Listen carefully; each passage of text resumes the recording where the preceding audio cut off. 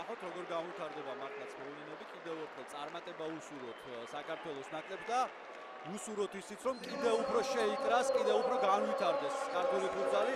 ფაქტია რომ ფუტზალს ტრადიცია აქვს საქართველოში, ძალიან ბევრი კარგი ქართველი ფეხბურთელია, რომელმაც მსოფლიო დონის ფუტზალი ითამაშა, აქედან გამომდინარე ისედაც საქართველოში სამოყვარულო დონეზე თუ ვინმე ფეხბურთს თამაშობს, ყველა მინი ფეხბურთს არ გვაქვს ჩვენ სამწუხაროდ ის ტრადიცია, რომ ეს დიდი მოედნები სამოყვარულო დონეზეც იყოს ხელმისაწვდომი, ასე რომ თითქმის ყველა თამაშობს ფუტზალს საქართველოში და შემთხვევითი არ არის ნამდვილად, რომ სპორტის ამ სახეობაში გვაქვს წარმატება და თუ მეტი ყურადღება მიექცევა, დარწმუნებული ვარ, მეტი შედეგიც მოვა.